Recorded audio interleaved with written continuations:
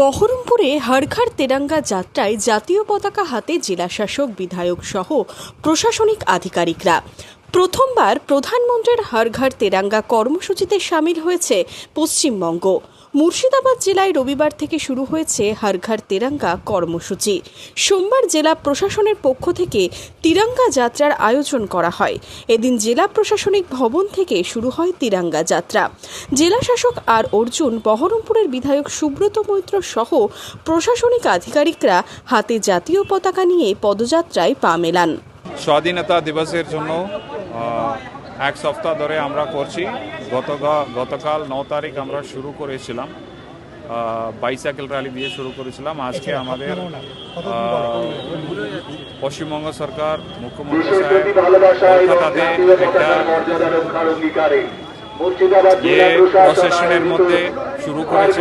এটাও আমরা আমাদের জেলা স্তরে প্রশাসন হিসাবে আমরা হর ঘর তেরঙ্গা ক্যাম্পেইনটাকে শুরু করছি।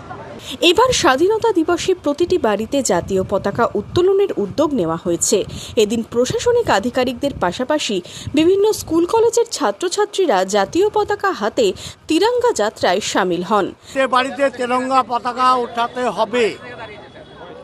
যে তিরঙ্গার প্রতি এতদিন ধরে বিভিন্ন রকমের অবমাননা করা হয়েছে, যে সকল বিভেদকামী শক্তি ভারতবর্ষের বিরুদ্ধে কাজ করতে গিয়ে এই তিরঙ্গাকে হাতিয়ার করেছে, সেই তিরঙ্গা আমাদের মান এবং মান আর সম্মানকে মাথায় তুলে নিয়ে দাঁড়াতে হবে।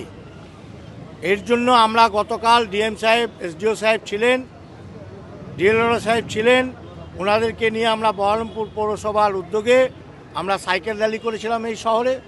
আজ ডিএম সাহেব, এসডিও সাহেব আছেন, আমাদের এডিএম সাহেব আছেন, আমাদের আইসি সাহেব আছেন, এনাদের উদ্যোগে আমরা আরেকটি পদযাত্রা সামিল হচ্ছি, যাতে প্রত্যেক মানুষ তার নিজের বাড়িতে তিরঙ্গা পতাকা 15ই আগস্টের দিন উত্তোলন করে।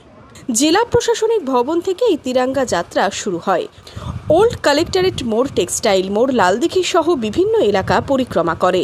Bureau report, imagine community media.